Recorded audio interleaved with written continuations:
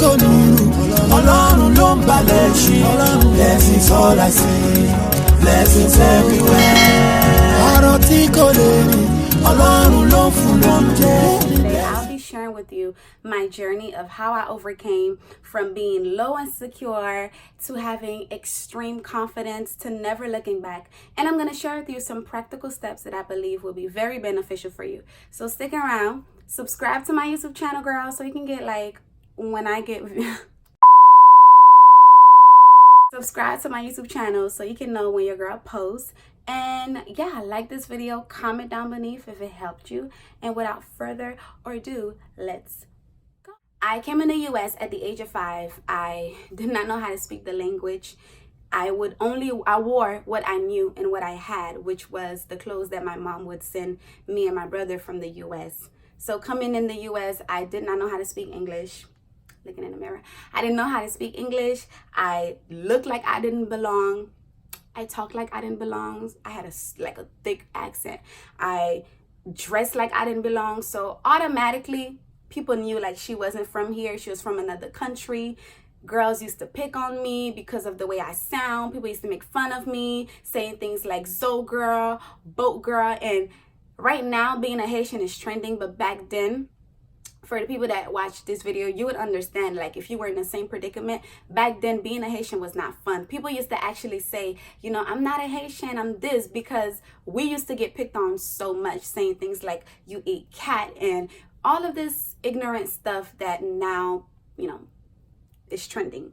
But nonetheless, I was very insecure. Fast forward to when I became like, you know, I was maturing, developing, t'as commencé à développer. Family members used to make fun of me. They'll say things like, you know, you're too big.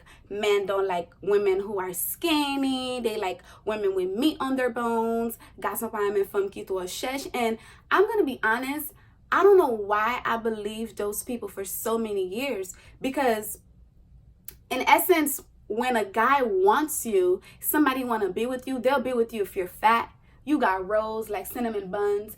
That man will be with you, doesn't matter how you look. So I just wanted to share that with you. If you've heard those words and that played a role in your insecurity where you feel like, well, I don't look like that girl, so he may not be checking for me. Sis, you are beautiful. And don't let people with their ignorant statements make you believe otherwise. All right?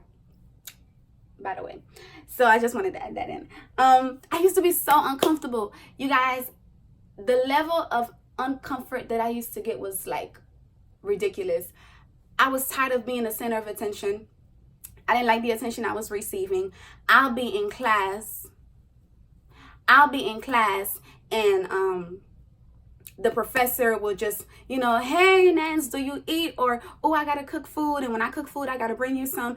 And I didn't like that because that was not nice. I didn't appreciate those words at all. And for a long time, I didn't say anything. But inside, I was really mad. I was like ready to fight. But I couldn't muster up the courage to say anything. Because I'm just like, I don't know.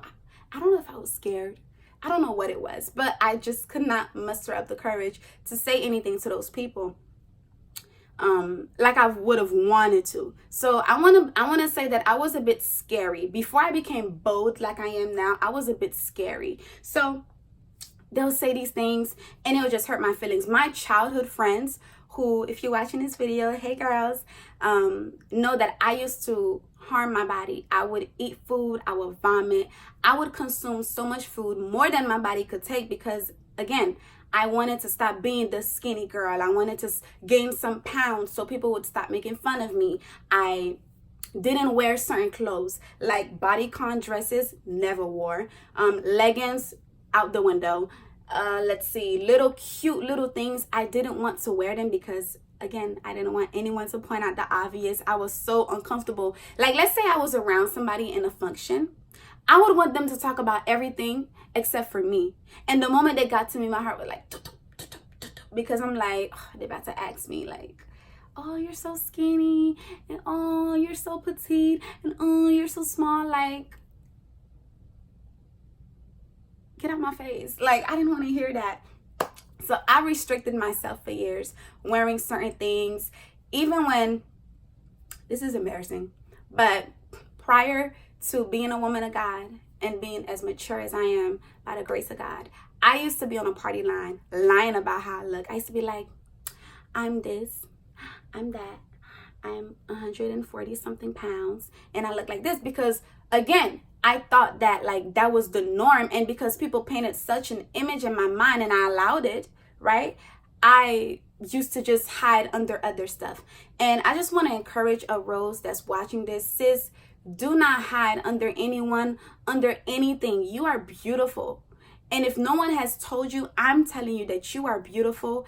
There's nothing about you that is a mistake, and I'm going to get to that. So that was my backstory. I was very angry at God because in my mind, I'm like, you're all knowing, you're all powerful. Why do you allow those people to say those things to me? Why did you allow me to be skinny, knowing that people were going to point out, say funny jokes towards me, pick on me, bully me, and all of those things? So here's where the story gets really good. It gets really good here. I went to Thomas Jefferson Middle School, and I had a PE coach. My PE coach did not play.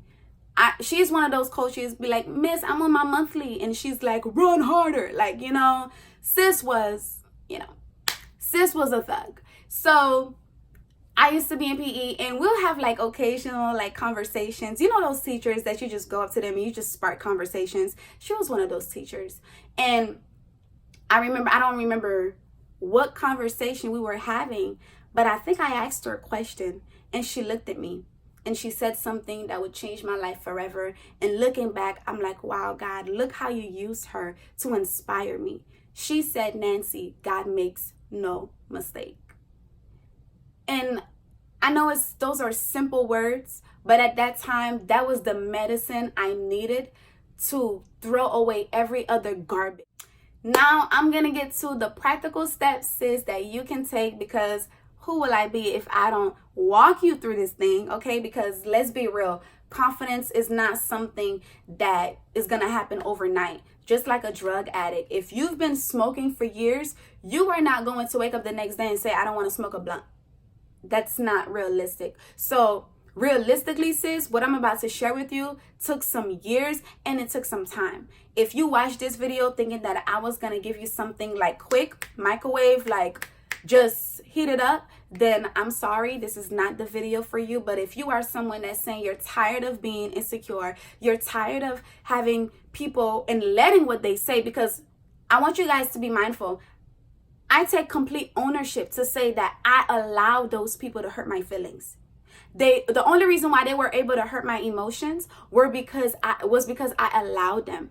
Okay, so I want you to know this is going to take some work, because confidence is an inside job. Whatever you feel about yourself is going to manifest on the outside. Number one step from going to insecure to having confidence is to know that God makes no mistake. Everything and everyone was created for a purpose. All right, know that you are here for a reason. You are not a mistake. God was not bored and was like, you know what, I'm just gonna create Lisa for the sake of creating Lisa because I have nothing to do. Oh no, God is strategic. Everything about him is like on purpose for a purpose. Number two, train yourself to believe great things about yourself. Now, you have to read the word of God. I'm a believer in what I had to do, because around that time I wasn't saved. But what I did, by the grace of God, as I mature, and I mentioned that as you begin to mature, as you begin to learn who you are, and then you find Jesus Christ and you learn about who Jesus Christ is, you're going to learn in return who you are. And so I read God's word and I started to train myself the same way I've trained myself to believe the lies of those people that wanted to break me and just make me, oh, woe is me, and I'm not pretty, and oh my gosh. No, the same way that I listen to them is the same way that I'm going to say, you know what? I'm going to start believing. I'm going to wake up every day deciding that I am beautiful. I'm going to decide that what God says about me is true, not what men may say about me, because they don't know my destiny and they don't know where I'm going. So the second thing is to train yourself to believe God's words. Train yourself to say nice things to yourself, positive things, and things that will edify you. All right? Number three, take your power back. Take your power back. The only reason why people bully you and hurt you is because they know where it hurts. They know that you're easily offended. Those people used to pick on me, and I know they had fun.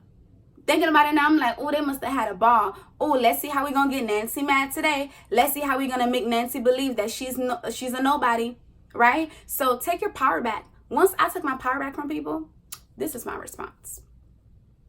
You're so skinny. You're so small. You know what I say now?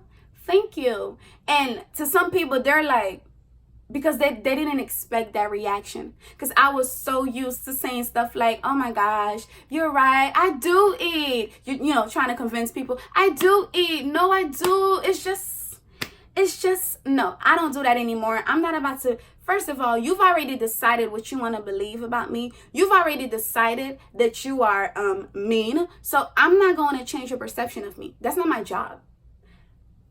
Let's take a moment to let that sink in, because some of you guys are trying to like prove to people like, no, wait, no, I'm not that. That's not who I am. It's not my job. I'm not here to make you believe anything. So I'm taking my power back, whether you like it or not. Maybe that's it. Number 4 is to look in the mirror and say nice things to yourself. This was weird, because I didn't do this. I was so used to looking in the mirror like, okay, let me see how I'm going to hide this. Let me see how I'm going to hide this. At some point, you guys, like, my boobs were not, like, growing. But thinking about it now, sis, you were, like, in elementary school. Slow down, you know? Slow down. Eventually, they grew. I used to put paper in my breast so I can look like, you know. But it was awkward. I looked in the mirror and saying things like you're beautiful, saying nice things is awkward. But again, you can surely train yourself, okay? Train yourself. Every habit that you have now, I guarantee you it is because you train yourself. So look in the mirror and begin saying beautiful things about yourself. Begin uplifting yourself. Take some sticky notes. Write some nice notes to yourself. Girl, you're positive. Like, you are light. Everywhere you go, you are a blessing. People are blessed to be connected with you. I am fearfully and wonderfully made. Say those things, right? Say those things. Number 5, which is the last one, is to forgive those people that hurt you and let them go. This was important for me because I realized, again, later on when I grew some wisdom, grew some knowledge and understanding, that hurt people. And there was a verse that I want to give you. Luke 6, verse 45, it says, a good man brings good things out of the good stored up in his heart. And an evil man brings evil things out of the evil stored up in his heart. For the mouth speaks what the heart is full of. Those people were nasty to me because they can't be kind to themselves. Looking back now, I can't even be mad at them because someone planted a nasty seed in them, and now the only thing that they know is to go off of that seed that was planted in them and hurt other people. So sis, if you're really trying to be about this confident lifestyle, you're gonna have to forgive people. That's powerful. What you're saying is, you know what? I'm releasing myself and I'm taking my power back from you. I'm not gonna make you believe that you have any authority over me. Like, I'm free indeed, and I'm living my best life. I'm not going to worry ever, oh my gosh, ever worry about what you have to say about me, because it doesn't change anything. It don't change how God feel about me. People talk about you, sis, don't change the problems that are still going to come in your life. I understood if their opinion, like, changed something, but it doesn't. Water.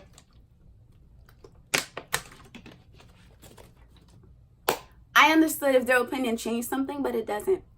So forgive them. Let them go. Release them from your heart. Let them be bitter, but you grow and you become better. All right? Bitter, but you grow and you become better. All right? That was it. I hope you enjoyed this video. That was it. I hope you enjoyed this video. I had fun talking to you. So was this helpful? Did this help you in any way? I hope it did. Comment down below and let me know. Subscribe to my channel. Turn that notification bell on. And don't forget to like, comment, and let me know if I help you. Share this with a friend. And I can't wait to see you on the other side. All right? Mwah. Be encouraged.